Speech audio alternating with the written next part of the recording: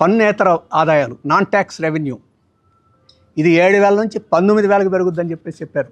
అంటే దాదాపు 12,000 కోట్లు ఏకంగా పెరుగుద్దని చెప్పారు నాన్ ట్యాక్స్ రెవెన్యూ పెరగడం అంటే ఎక్కడి నుంచి తెస్తారు? భూములు అమ్మి తెస్తారా? లేదు ఎర్రచందనం స్మగ్లింగ్ అవి చేసి తెస్తారా?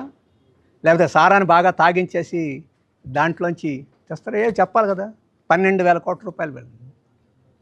ఇది కూడా అంకెలు ఎక్కువ చేసి చూపించి సంవత్సరాంతంలో దీన్ని కూడా కోత పెట్టేదానికి, గతంలో కోత పెట్టింది ఇది నేను చెప్పేది. అలాగే కేంద్రం యొక్క మొత్తం పన్నుల్లో కేంద్రం నుంచి వచ్చే వాటా 52,000 కోట్ల నుంచి 57,000 కోట్లకు 5,000 కోట్లు పెరుగుద్దని చెప్పారు.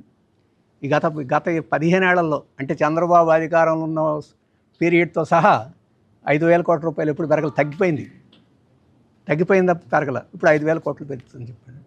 గ్రాంట్ ఇన్ ఎయిడ్ మళ్ళీ ఇంకొక 10,000 కోట్లు పెరుగుద్దని చెప్పాడు.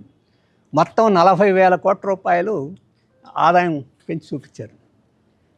గతంలో ఇట్లాంటి పెంచి చూపించడం, సంవత్సరాంతం కప్ చేయడం అని చెప్పేసి జరుగుతుంది.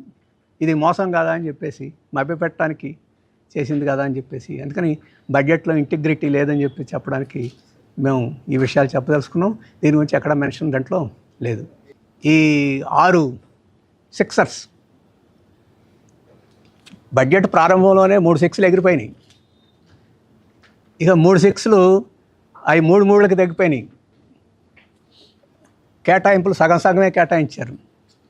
లబ్ధిదారులన్నా కోత పెడతారు, లేకపోతే ఈ పథకాలన్నా కోత పెడతారు, లేకపోతే బకాయిలన్నా పెడతారు తప్ప అది నిజాయితీతో కూడింది కాదు.